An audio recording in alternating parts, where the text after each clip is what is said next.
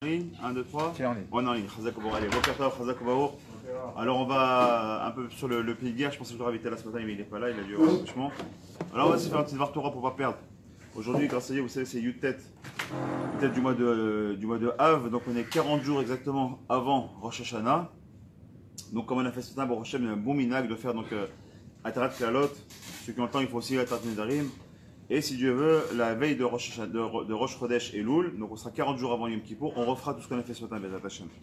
Important donc de faire Atarat Nedarim, de tous les Nedarim qu'on a fait dans toute l'année. Vous savez très bien que les Nedarim, c'est ce qui bloque le mazal d'un homme, et ce qui peut même bloquer les tefilot d'un homme. C'est pour ça qu'on commence Pourquoi est-ce qu'on commence à Yom Kippour?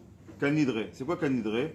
D'accord, c'est une grande fila, d'accord. Kal Nidre, c'est avant d'entrer dans Yom Kippour, on va mamash annuler tous les vœux qu'on a fait dans l'année, etc. Parce que sans ça, on bloque les tefilot. Donc prendre ça très au sérieux. Bon, on a eu le mérite de le faire. C'est un bon minag de ce qu'on a fait ce matin. Nous, on a le minag de faire déjà tous les rêves Shabbat, d'accord, à 3, puis c'est un peu plus court. Ce matin, c'est un petit peu plus long, mais c'est important de le faire. Donc, bon, on l'a fait.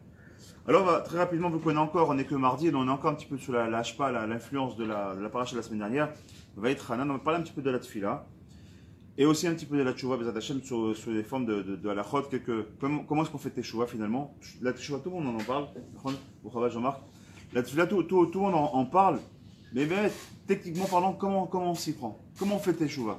Ok, on sait très bien que c'est un scout d'Akadosh Baruch Hu, que nous donne un mérite particulier de pouvoir faire tchouva. Donc c'est important, Baruch Hashem, de prier pour avoir tchouva, de faire tchouva, c'est-à-dire de revenir vers Hashem. Il y a aussi une façon de le faire. C'est pas un jour je me lève, je dis tiens, j'ai fait tchouva, ça y est. C'est pas comme ça que ça marche. Parce que si on fait comme ça, qu'est-ce qui se passe? Toute sa vie durant, on risque d'être un choser betchouva. Alors c'est bien un choser betchouva. Non. Parce qu'un choser betchouva, il y a un mot à la mode malheureusement en Israël, il y a aussi un choser beshéla. C'est-à-dire quand on est choser betchouva, on revient à la tchouva. Des fois on revient à la shéla, c'est que on a des doutes. Finalement ce que j'ai fait c'est bien, à quoi ça sert tout ce que je fais? Si je me prépare pas, si je me prépare pas dans ma tchouva, je ne sais pas dans une méthode de teshuvah, alors malheureusement je peux tomber très bas. Le but c'est quoi? C'est qu'on arrive à devenir des ba'alei teshuvah. Et il y a une grande notion différente entre choser betchuvah et ba'alei teshuvah. Un choser betchuvah c'est celui qui vient à la teshuvah, qui est dans le ta'alir, qui va en train de faire teshuvah. Mais il n'est pas fermement fini. Un ba'al teshuvah, le mot ba'al, comme on dirait un ba'al abayit, d'accord? Un ba'al rechev, ba'al chanout. Mais c'est quoi la notion de ba'al? C'est un propriétaire. Le Baal Teshuvah, c'est que je suis mamash, il est propriétaire de cette Teshuvah, c'est-à-dire quoi? C'est que Béhémet, il a fait Teshuvah. C'est-à-dire que si demain, on lui montre quelque chose qu'il faisait à l'époque et sur laquelle il a fait Teshuvah, Dougma. On était plus jeunes, malheureusement, que Dieu nous pardonne. On était dans les moadon, on allait en boîte de nuit, on a des choses comme ça. Maintenant, si on te disait, maintenant, viens en boîte de nuit, on doit tout ça de nous repousser. Si on ne mangeait pas caché le Dougma, on nous présente quelque chose qui n'est pas du homard, je ne sais pas quoi, d'accord, du homard grillé ou des moules, ou ce que vous voulez. Dieu préserve des choses qu'on a pu manger dans notre jeunesse. Que même l'odeur, elle nous dégoûte. C'est ça être Baal Teshuvah. C'est que rien que la faute, le rappel de la faute, déjà, il nous masse là, nous. C'est-à-dire qu'il nous dégoûte, il nous répulse. Ça, c'est être Baal Teshuvah. Donc, on va essayer d'arriver, avant d'arriver à Rosh Hashanah, on doit se préparer. Ceux qui viennent à Rosh Hashanah sans se préparer, c'est très difficile de passer un Yom Adin comme il se doit. Qu'est-ce qu'on doit faire? C'est comme tout. Quelqu'un qui va être les Favdalot, quelqu'un qui va monter sur un ring. Il va monter sur un ring de boxe, d'accord? Qu'est-ce qu'il faut qu'il fasse? Il faut qu'il s'entraîne avant. Il va faire des cours de technique, de physique, il va se préparer physiquement, mentalement aussi, d'accord? Sparring partner, il va avant, se préparer physiquement et moralement, d'accord? Afin de monter sur le ring et devenir un futur champion. Sinon, le mec, s'il ne va pas se préparer, qu'est-ce qui se passe? Il monte sur le ring, premier coup de son adversaire, et il va tomber KO. Il faut comprendre que les Tzara, c'est la même chose. Les Tzara, c'est exactement la même chose. Il attend une chose, c'est que Yom Adin, il vient de faire les kitrogim. Il vient de faire un kitrog. Il vient de nous écraser. Mais si maintenant, dès aujourd'hui, on vient, comme il a dit ce matin, le Rav Naria, on commence à se préparer. On fait Perek Shira, on fait Perek Tehilim, on fait Parashat Aman, tous ces genres de choses qui sont des ségoulottes pour nous aider à faire Teshuvah. Et Kamouvan, bien sûr, quand on va arriver dans une dizaine de jours, Bezat Hashem, on va arriver à faire les Slichot, en tout cas pour nous les Sfaradim. On commence à se lever tous les matins à faire Slichot. Tout ça, c'est ce qu'on appelle une achana, une préparation pour que quand on arrive à Rosh Hashanah, on est Béhémet déjà préparé et on n'a plus peur du Yom Adin. Pourquoi? Parce qu'on est Béhémet, on est bien préparé.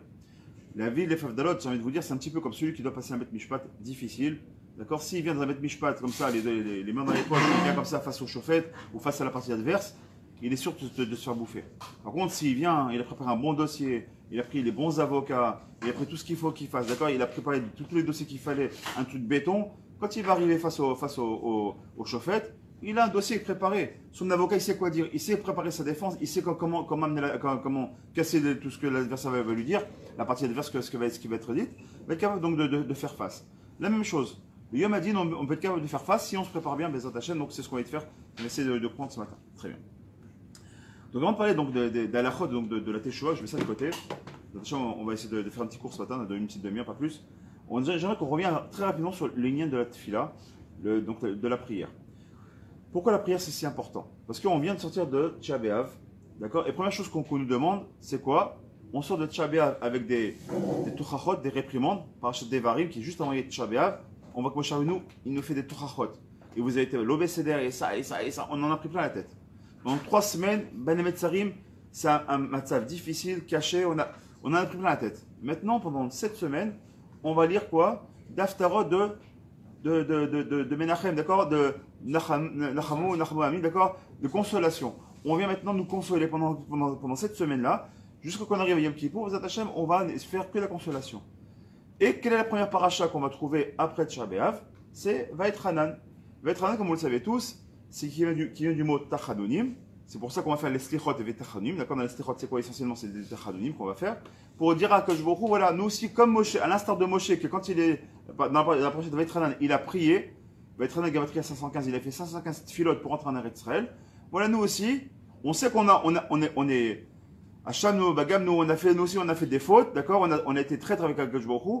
On a une forme de traîtrise avec Hachem. On n'a pas été école Karbessida toute l'année. Alors maintenant, on vient dans le lien des Tachanim, on demande pardon à Akash Baruch Hu, donc une ordre de Tefila. Très bien. Seulement, on voit une chose qui est un peu intéressante à développer et qui fait un petit peu mal. Moshe Rabbeinu, la Vacham, que j'expliquais ce matin, avec mon ami Chaim, on a étudié ce matin, honnête, on expliquait comme ça. Il y a quelque chose qui est compliqué. On voit que Moshe Rabbeinu, la Vachalom, quand il prie pour quelqu'un, à chaque fois qu'Akash Baruch Hu, il est exaucé. Adkedekar, quand le Ham Israël, il a fauté jusqu'au veau d'or, le veau d'or, c'est pas rien. On voit que quoi? Qu'est-ce qu'il a dit Hachem? Salati Kedvarecha, j'ai pardonné selon tes paroles. Donc on voit que quand Moshe Rabbeinu, il demande à Kadosh Baruch Hu d'être soléar, d'être mochel, donc d'accorder son pardon, on voit que Kadosh Baruch Hu, quand même, il a tous les arguments pour dire non, le Ham Israël, il a fauté, il faut que je le frappe. On voit que Moshe Rabbeinu dit, tu sais quoi? Efface-moi de ton nom. Efface-moi de ton nom. Mais Sifrecha, enlève-moi, ça sert à rien. Moshe Rabbeinu, sans l'âme Israël, c'est plus Moshe Rabbeinu, donc efface-moi. Donc on va chercher, il a les arguments, Moshe Rabbeinu, il a les arguments pour tout le monde. Quand Myriam, elle fait avec la Shonara sur son frère, donc sur Moshe Rabbeinu lui-même, qu'est-ce qu'il dit Aaron? Moshe, moi je n'ai pas la force de la prière comme toi tu l'as. Prie pour notre soeur Myriam, qu'est-ce qu'il fait? El Narefanala, 5 mots, qu'est-ce qu'on voit? Une semaine après, tac, elle est guérie. On voit que Moshe Rabbeinu, il parle, il guérit. Comme vous le savez tous, quand je vois le tzaddik gozer, et qu'est-ce qu'on dit? Hachem et Kayem. Quand le tzaddik qui fait une xéra, le tzaddik qui dit c'est comme ça, qu'est-ce qu'il dit Hachem? C'est-à-dire, le tzaddik adore, il a parlé, je fais ce qu'il dit. Mais Moshe Rabbeinu, c'est plus grand que ça. On en a déjà parlé. Moshe Rabbeinu, c'est encore plus grand que le tzaddik gozer, Hachem et Kayem. C'est quoi qui est plus grand que ça? Moshe Rabbeinu, c'est quoi? C'est Akadosh Baruch Hu gozer, ve Moshe mevatel. Ça veut dire quoi? C'est-à-dire que quand un tzaddik, il fait un décret, il décrète quelque chose, d'accord? On dit que il est Mekayem, il applique ce que le tzaddik il a demandé. Ça, on l'a vu plusieurs fois dans la Torah. Dans la Gemara, on a vu les Tanim, ils ont fait des xérotes. On voit que il dit, ok, les enfants, ils ont demandé, je vais appliquer. Mais là, c'est à four à la four. C'est Kadosh Baruch Hu, c'est Hachem lui-même qui fait une xéra. D'accord, il dit, allez, je vais annihiler le Ham Israël. Qu'est-ce qu'il dit Moshe Rabbeinu? Ma pitom, animé va-t-elle et xéra. Ça, c'est la force du tzaddik ador. Ça, il y a Moshe Rabbeinu qui est capable de quoi? D'annuler carrément un décret ou bien d'annuler le tzaddikim. Donc, si on voit que Moshe Rabbeinu il est si grand, si on voit qu'en plus, en parallèle de ça, c'est marqué dans la Gemara Mefourash que toutes les charim, toutes les portes du ciel ont été fermées depuis la destruction du Beth Amikdash. D'accord? Toutes les portes du ciel ont été fermées, sauf une porte. La porte des quoi? La porte des Dmaot. Charé Dmaot. La porte des pleurs, c'est la seule porte qui n'a pas été fermée. Or, le Midrash nous dit clairement que Moshe Rabbeinu, quand il a fait ses Tachanonim, le Navet Hanan, il a à la fois prié, mais il a aussi pleuré. Si tu me dis que Moshe Rabbeinu, c'est le roi de la prière, c'est celui qui sait par évidence, celui qui sait le mieux que tout le monde prie Hachem. Parce que lui, il parle pas ni pas il connaît tous les secrets d'Hachem. Il sait, entre guillemets, les points faibles d'Hachem, il sait comment parler à Kadosh Baruch Hu pour le convaincre d'écouter sa voix. Pour lui-même, il n'y arrive pas. Première question. Deuxième chose, il pleure. On dit toutes les portes du ciel sont fermées sur les portes des pleurs. Maintenant, ok, les prières ne passent pas. Les pleurs de Moshe Rabbeinu, ça ne suffit pas. Troisième chose, je vais vous poser comme question. Franchement, de vous à moi. Que Moshe Rabbeinu n'est pas en train d'arrêter ça. Vous savez pourquoi? On reste dans le pshat. Parce qu'au lieu de parler au rocher, il a frappé le rocher. Non mais c'est une blague. Avec tout ce qu'il a fait, 120 ans de vie de Moshe Rabbeinu, tout ce qu'il a passé, toutes les tsarotes qu'il a eu avec ce Blainard, le peuple juif que l'on est, caché au rêve, on est une Ukraine, c'est pas pour rien qu'on est appelé comme ça. Combien on a fait des vertes et des pas bien, le pauvre Moshe Rabbeinu, tout ce qu'il a subi avec nous. Pour ça, pour tout ce qu'il a fait, tout ce qu'il a pu faire pour le don de soi, il a divorcé de sa femme, il s'est pas occupé de ses propres enfants, etc. On voit bien que c'est Al-Kedekar, que ses petits-enfants vont même faire Vodazara, vous le savez ça. Les petits-enfants de Moshe Rabbeinu vont faire Vodazara, Al-Kedekar, parce qu'il a tellement donné sa vie, Messirut Nefesh pour le peuple, que ses propres enfants n'en parlent même pas. On dit juste, on donne les noms des enfants, à part ça, on n'en parle plus. Ils ont été abandonnés auprès de Tzipora, plus mariés. Quoi? Il a donné sa vie comme Moshe Rabbeinu. Tu ne fais pas rentrer en Eretz Israël. Mieux que ça. Tu es le Rav. Tu as ton élève qui s'appelle Yoshua Benoun, et à un moment donné, tu prends ton keter, ta couronne de Rav, tu le mets sur ton élève et tu lui donnes et tu l'appelles ton élève, tu l'appelles Goda Rav. Toi tu es entré jusqu'à présent dans Kodesh et Kodashim, maintenant on te dit Moshe, t'es gentil, tu restes dehors, c'est Yoshua qui va rentrer à ta place. Et lui qui s'y prend avec beaucoup d'ahava, beaucoup d'anava, on dit anava, d'humilité, avec beaucoup d'humilité, il dit waouh, Yoshua Benoun, c'est lui qui va rentrer. C'est une darga. Nous, notre petit niveau, on est trop fort rien. C'est qu'on donne un cours à quelqu'un, quand il donne un cours, qui m'a donné mes alzeb, ça aide, qu'est-ce que tu vas m'apprendre toi? Un enfant qui va t'apprendre un peu de Torah, que tu connais déjà, qu'est-ce que tu veux dire? Bon, ça va, je te fais plaisir, je vais t'écouter. Mais au fond de toi, tu dis, bah ça va, je connais ce que tu sais déjà. Moshe Rabbeinu, il est Hanav Meod. Et tout ça, ça ne rentre pas en compte. Tu ne rentres pas en Eretz Israël. Où est la Rahman d'Hachem? Où est la miséricorde d'Hachem? Moshe Rabbeinu, il te pleure, il te prie. Je t'en supplie, laisse-moi rentrer. Mieux que ça, fais-moi mourir, que mon corps y pourrisse, que les oiseaux viennent manger mon corps, qu'ils puissent rentrer les oiseaux en Eretz Israël, que même sous forme de pourriture, je puisse rentrer, que les animaux qui viennent, qu'on appelle ça, les oiseaux viennent manger mon corps, qui rentrent en Eretz Israël. Au moins, je rentre en Israël même d'une façon ou d'une autre. Ad Kedeka. Il dit non, monte à Arapisga, jette un œil sur Eretz Israël, ça suffira pour toi. Pourquoi c'est si dur? Alors, on n'a pas le temps de trop d'arrière, parce qu'il y a beaucoup de choses à faire, juste de la Nekuda qui nous importe ici. Vous savez, c'est quoi le problème? C'est que il dit ici le Midrash, c'est le Midrash qui est ramené ici. C'est le Midrash Rabbah qui est ramené ici. Il dit le Midrash, vous savez pourquoi est-ce qu'il n'a pas été écouté? La vraie faute, c'est pas le Séla en lui-même. La vraie faute, c'est quand tu fais une faute, comment c'est Katouv? Yéné. Car c'est Katouv. Gazar alav shelo yikenes le. Donc on parle de Kadosh Baruch Hu qui fait une gzera sur Moshe Rabbeinu. Vegazar alav shelo yikenes le Eretz Israël aya adavar nire le Moshe kedavar kal. Quand il a frappé le Sela, il a frappé le rocher au lieu de lui parler. À la makom, c'est marqué noir sur blanc dans la Torah, dans la même paracha, il s'est marqué sur place, parce que tu as frappé le rocher, tu entreras pas en Eretz Israël. Et qu'est-ce qu'il dit le Midrash ici?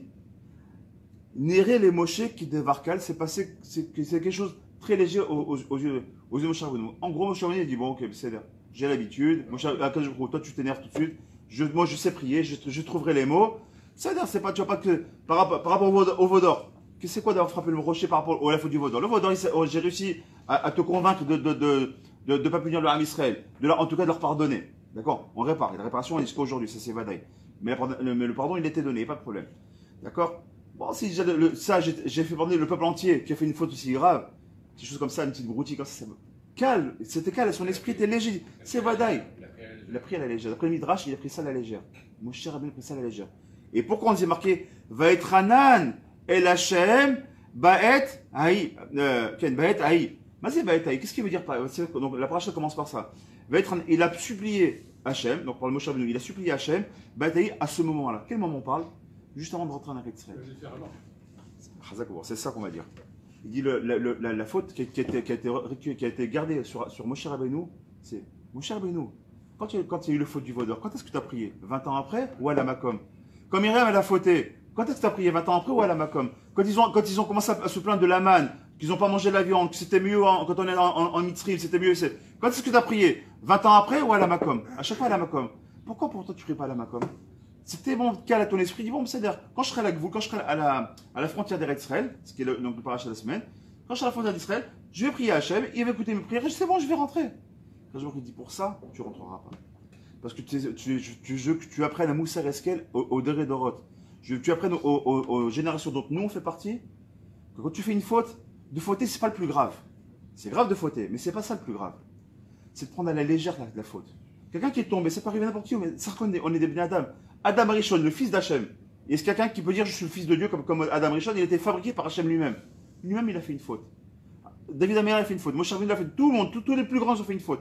Abraham, Yitzhak, Yaakov, il n'y en a pas un qui a fait une faute. Donc, il est noir sur dans la Gemara, il n'y a pas un seul tzaddik qui n'est pas tombé au moins une fois dans sa vie. Il y en a qui disent 7 fois dans sa vie. Rabbi Nachman, il dit, lui, il est tombé 1000 fois dans sa vie pour arriver à ce qu'il est arrivé. Pour nous montrer à nous, c'est pas grave. De fauter, c'est pas grave. Ça raconte un Ben Adam, t'as Yitzhara, t'as Yitzhara. Le but de tomber, c'est pas ça. L'échec, comme il dit le Rav Chaim, qu'on a bien connu à Lyon, le Rav Chaim qui est avec le Shiva d'Exleva, qui est un des élèves, qui était un des élèves du Chafetz Chaim, il disait souvent ça à ses élèves. L'échec, c'est pas de tomber. L'échec, c'est de rester à terre. Côté tomber, c'est pas grave. Relève-toi. Mais si tu restes, ah, je suis tombé, ça y est, je suis un bon à rien, tu vois, qu'est-ce que j'ai pris Hachem maintenant? Moi, j'ai fait j'ai fait Zera Levatala. Qu'est-ce que je vais pas? Hachem Satatiftar. J'aime pas la bouche assez propre. J'ai fait hier Zera Levatala. Maintenant, ou là, hier, j'étais un Moadon, j'étais en boîte de nuit. Qu'est-ce que je vais dire Hachem Sfatay? Ma kécher. Je mange pas kécher, je vais faire Shabbat. Ma kécher. Je vais pas la kippa, je vais tailler katan. Ma kécher. Quel rapport? Une mitzvah, il y a certaines mitzvahs. Tu crois que les mitzvahs seront les unes aux autres? Les mitzvahs, elles sont aussi mitzvahs bifin atzma. C'est pas parce que tu mets pas le téfilin que tu dois pas mettre ta kippa. C'est pas parce que tu manges pas kasher, tu mets pas les téfilines. C'est pas parce que tu fais pas Shabbat que tu dois pas faire. Ou parce que tu fumes Shabbat, alors tu dois aller aussi, quand même au cinéma. Ma kécher. Tu dois essayer d'annuler les choses. Le but, c'est pas de tomber. Le but, c'est de se réparer. Il dit, c'est ça le truc, le Moussa Reskel. C'est que quand t'as fait une faute, prie pour ta faute. T'es tombé, psader. Le Dougma, t'as fait Zarat, même si t'as pas fait exprès, Shogeg. Le gars, il s'est endormi.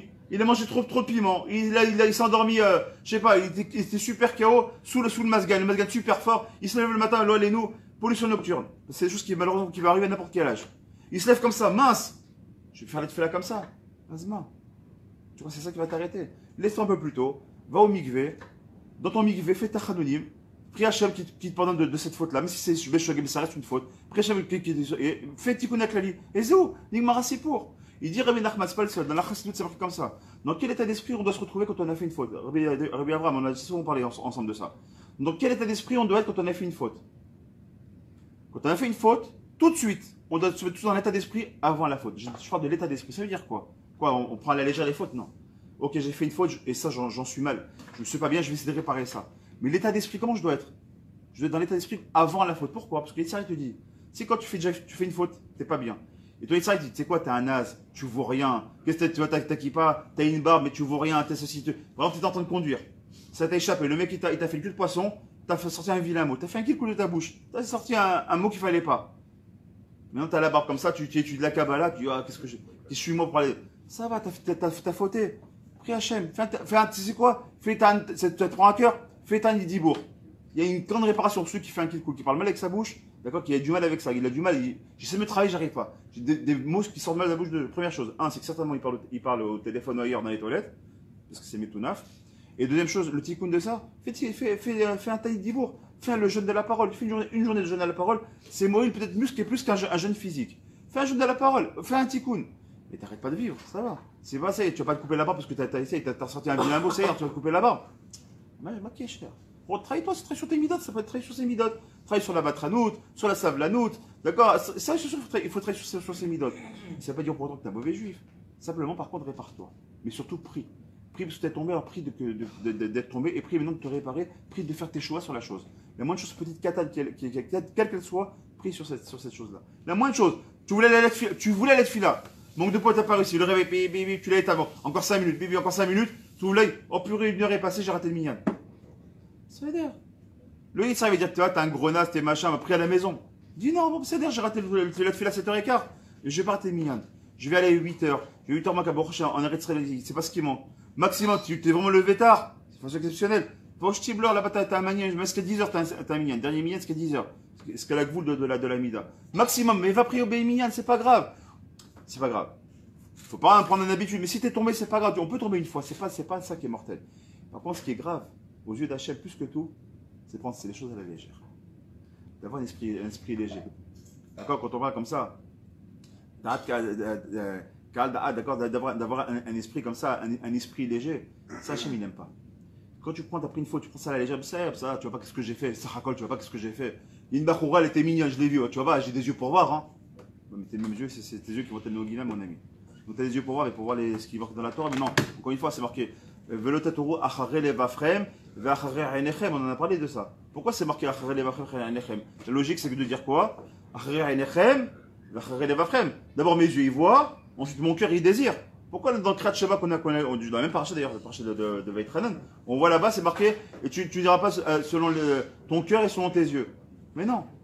Alors moi, selon mes yeux et selon mon cœur. Mes yeux voient, mon cœur désire, et malheureusement, ensuite, mon corps fait la faute. Alors pourquoi on inverse les choses? Pourquoi on met le cœur, on met les yeux? Il dit, le Hashlich HaKadosh, il dit, tu sais pourquoi? Parce que les yeux, il y a une différence entre voir et regarder. Tu peux être dans la rue comme ça, une bachoura qui était malheureusement mal habillée, elle passait devant toi, tu l'as vu. Maintenant, ce qui est à sourd, c'est pas d'avoir vu, c'est d'avoir suivi, de faire ton regard qui fait comme ça, tes yeux, c'est des radars, et tu suis la fille comme ça, pendant peut-être qu'elle marche, ça c'est l'œil sourd.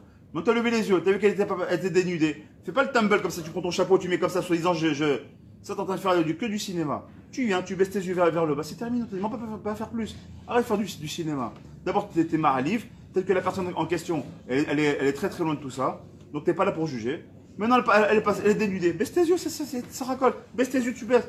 Tu ne donnes pas ton cœur le désir. Mais si maintenant tes yeux, ils désirent, d'accord, ils vont suivre comme ça. C'est sûr que là, tu es tel fauteur. Donc, non, il est là. Maintenant, une chose qui est intéressante. Vous savez que dans le Shara Gilgulim, le Rama de Pano nous dit que Moshe Rabbeinu, c'est un Gilgul de qui? De Noach. Vous le savez tous, d'accord? Pourquoi c'est les Ménoirs, les eaux de Noir, les déluges de Noir? Pourquoi on dit que les eaux de Noir? C'est pas Noir, c'est pas lui qui a fauté. C'est que Jbourou qui a décidé, parce que le Dor Hamaboul était vraiment un peuple de fauteurs. Donc comme c'était un peuple de fauteurs, bah, ils ont payé par le Maboul. Pourquoi on appelle ça les Ménoirs, les eaux de Noir? C'est quelque part, c'est Mahalif, c'est accusateur quelque part. Eh bien oui. L'accusation c'est quoi? C'est que c'est marqué là-bas toujours dans le même Midrash, la paracha de Noir, qu'est-ce qu'il dit là-bas? Au bout de 40 jours et 40 nuits, quand il est sorti de la Teva Noir, d'accord, qu'est-ce qu'il a? Il a ouvert comme ça, il a vu ce monde de désolation. Il a vu un monde qui était totalement dévasté par les eaux. Qu'est-ce qu'il a dit? Il a vu le ciel. Ribono Shalom. Où est ta rachmanout? Attaquel rachum vechanoun. Tu es un Dieu de miséricorde. Où est ta miséricorde là-dedans? Tu as détruit toutes les créatures. Toutes les créatures du monde, à part la Teva, dans laquelle je me trouve, mes enfants, mes belles-filles, et certains couples d'animaux. Qu'est-ce qui reste? Tu as tout détruit. Qu'est-ce qu'il lui répond à Kadosh Baruch Hu? Il lui dit, comment il l'appelle? Roé Choté. Il l'appelle Roé Choté. Comment on traduit Roé Choté? Un berger idiot. Un berger idiot. Berger idiot, il lui dit. Pourquoi berger? Parce que tous les Ménéguim, on les appelle les rogers, les bergers. D'accord? Roé Tson, on appelle ça, d'accord? Un berger, pourquoi? Parce que comme un berger qui vient garder son troupeau, le Gdolador, il est là pour garder aussi le Ham Israël. Il lui dit, espèce de berger idiot. Maintenant, tu te réveilles. T'étais où? Quand j'ai commencé à faire tomber les pluies, pendant 120 ans, j'ai laissé 120 ans exprès, 120 ans de création pour la Teva. Donc l'arche de Noé. 120 ans, pourquoi? Tu crois que la Teva, je ne pouvais pas me faire une bulle, je mets mes animaux dedans et je sauvegarde le monde, j'ai besoin de toi de faire une Teva. Pourquoi j'ai fait ça? Je veux que tu fasses faire tes choix aux gens. Je voulais que tu pries pour moi. Je veux que chaque jour qui passe, chaque goutte qui passe, tu pries Hachem, Ribono Shalom, je t'en supplie, ne fais pas tomber la pluie. Je voulais que tu pries pour l'humanité, tu ne l'as pas fait. Mais non, c'est pas pour rien qu'il y a eu 120 ans, pendant 120 ans, il y a eu la création de la Teva. Qu'il y a les 120 ans de vie de Moshe Rabbeinu. C'est pas pour rien que ça s'appelle une Teva. D'accord, la Teva large, ça s'appelle une Teva en hébreu. D'où est-ce qu'on a Moshe Rabbeinu, où est-ce qu'on l'a trouvé? Où est-ce qu'on l'a mis quand il était bébé? Dans une Teva. D'accord, c'est pas pour rien qu'il a été tué par l'eau. Enfin, le monde a été tué par l'eau, par le déluge. Où est-ce qu'il a été sauvé Moshe Rabbeinu? Par l'eau du Nil. Donc on va dire une concordance totale. Qu'est-ce qu'il dit que je vois Moshe Rabbeinu? Il dit, regarde, je te donne un guigoul. Fais pas la même erreur que quand tu étais noir. Quand tu étais noir, tu n'as pas prié quand il fallait. Maintenant, encore une fois, tu ne pries pas. Encore une fois, tu ne pries pas. Et mais là, tu ne pries pas pour toi. Où est ton moussar esquel? Mais là, on doit comprendre quelque chose qui est extrêmement important. Récemment, j'ai un petit crédouche rapide à te donner avant que tu t'en ailles. Il dit combien nous, on doit prier. Combien on se doit de prier. Va être Hanan. C'est Gematria, comme vous le savez, c'est Gematria Tfila. C'est Gematria aussi Shira. Donc la Tfila, c'est quoi? Comment on peut s'adresser à Hachem? C'est pas que simplement s'adresser à Hachem, juste en tachanonim, les supplications, je suis fauteur. Et Hachem dit, je veux pas que ça. Hachem, il veut que tu le chantes.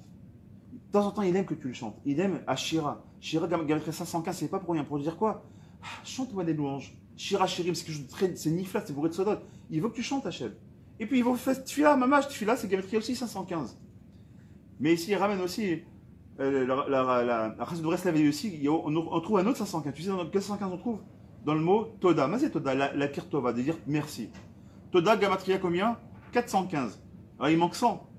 Toda, dire Toda Hachem, c'est 415. C'est quoi 100? En Gamatria, 100 c'est la lettre Kouf.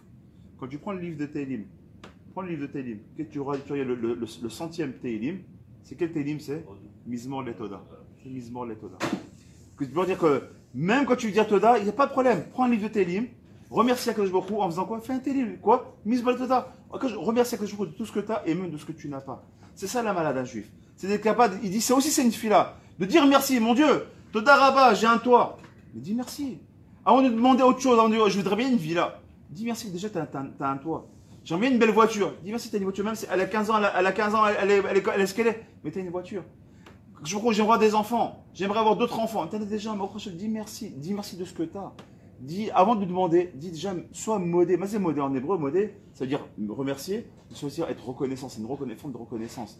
Ani modé, c'est-à-dire je reconnais le bien que tu m'as fait. Sois modé, dis-moi tout ça. Il y a encore Tehillim, Gematria 485, on parle un peu de Gematria, c'est important. 485 Tehillim. Combien il manque pour faire 515? Il manque 30. C'est quoi 30? Je vais aller voir le Tehillim. J'étais voir 30, c'est Lamed en hébreu. Alors je vais voir le 30e Tehillim, qu'est-ce qu'il va dans le 30e Tehillim? Et qu'est-ce qu'on trouve là-bas? Mizmor Shir Chanukah Tabaït. C'est quoi le Tehillim? Qu'est-ce qu'on doit prier? On doit prier à Kodesh Baruch Hu, que toi, nous on est en Galout, mais toi aussi, n'oublie pas que toi aussi tu es en Galout. La Shekhinah, elle est en Galout. Comme c'est marqué, je résiderai en vous. Comment il peut résider en nous si le Beth Amidrash n'est pas là? Donc je me trouve, la Shekhinah, elle pleure. Tous les jours, elle pleure. Elle a un petit peu de Nachat Ruach quand on fait Tikkun Chatzot, elle dit bon, au moins il pense un peu à moi. Tikkun Chatzot, il se lève la nuit, il faut Tikkun Chatzot parce que j'ai pas de maison. Mais quand tu fais ce Mizmor là, tu fais les Tehillim, tu penses au Tehillim, ce Tehillim 30, Mizmor chez Chanukah Tabaït, vous attachez que nous on est, nous aussi on veut cette Chanukah Tabaït, on veut l'inauguration du Chanukah Tabaït. Pourquoi je parle de ça? Parce qu'on sort de quoi? On sort, et là écoutez ce petit ridouche, on sort de quoi? De Tchabéav. Pourquoi on sort de Tchabéav? On vient de pleurer quoi? Le Beth Amikdash était détruit. Pourquoi? À cause de la Sinatrinam. Comment on peut réparer ça? Par la tfila, mais pas n'importe quelle tfila.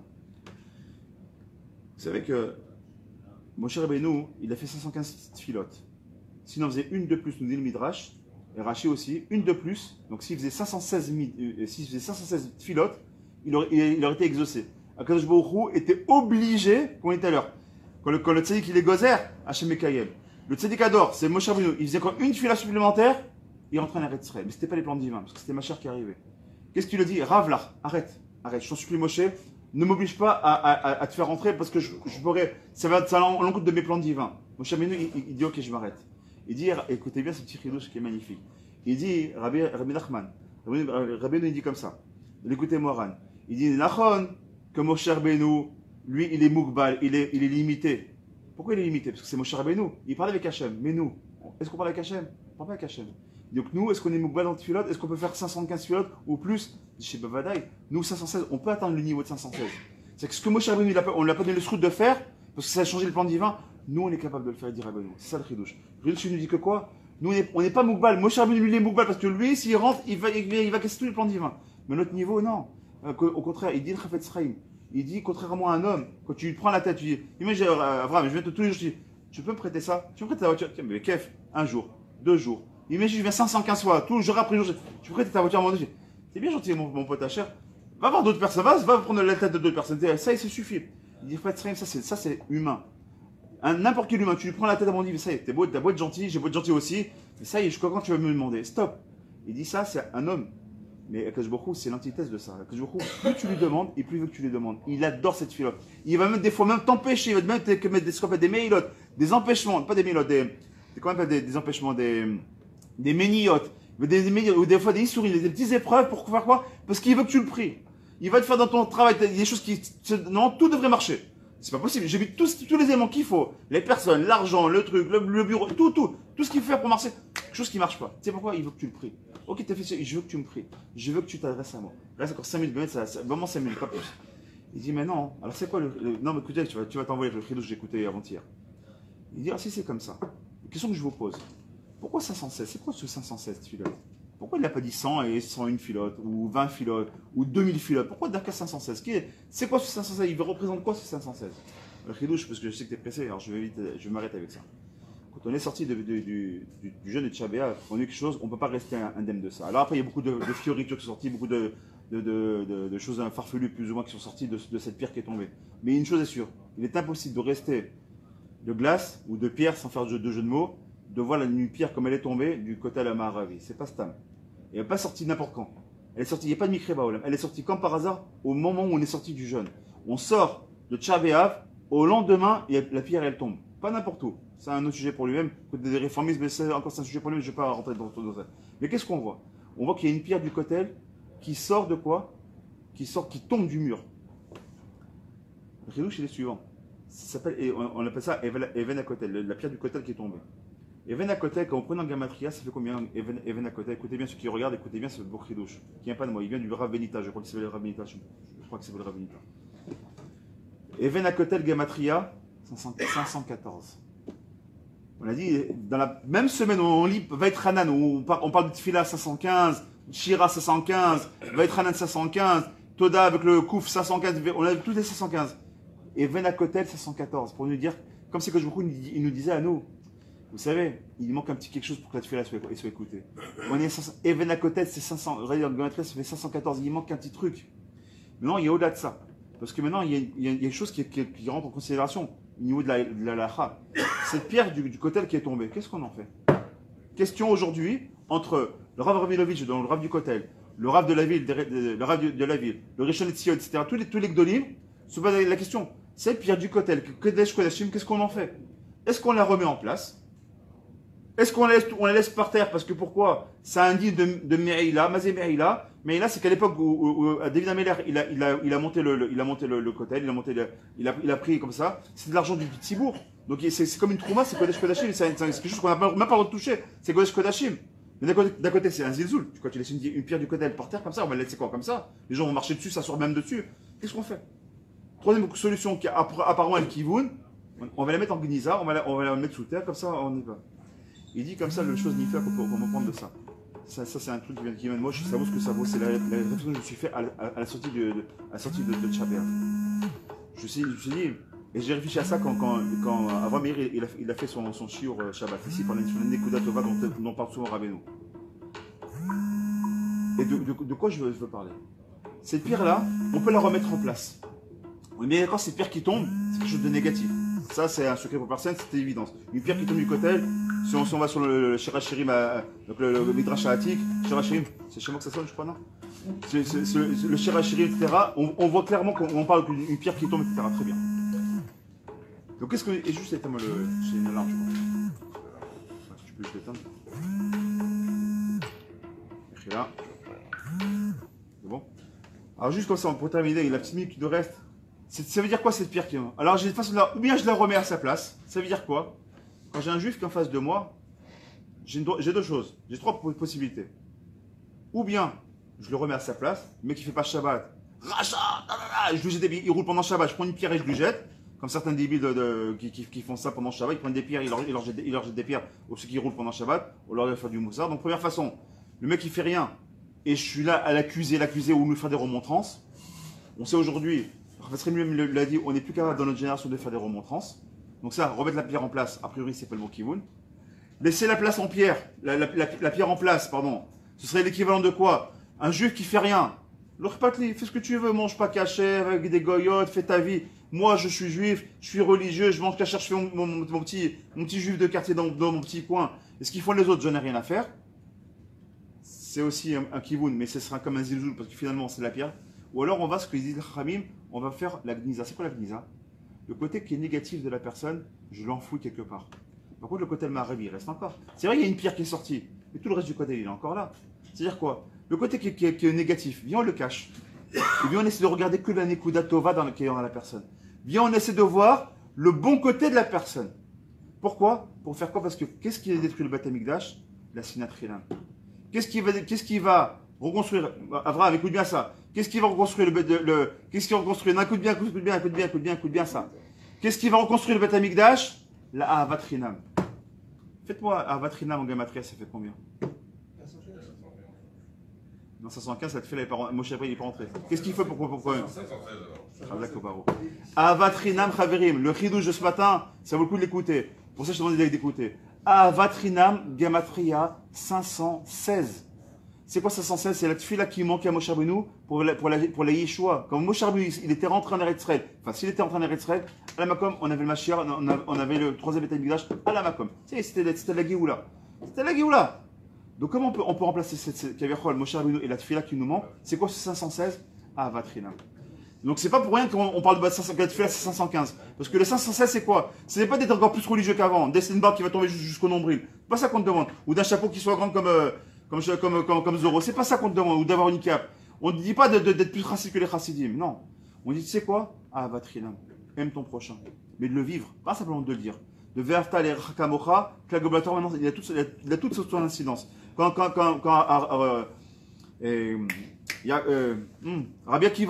Akiva, il a dit, le Klal Gadol Batora, c'est Verta les Rakamocha. Aujourd'hui, on le comprend. La Ahavat Chinam, c'est la 516e tfila quelque chose il attend de nous.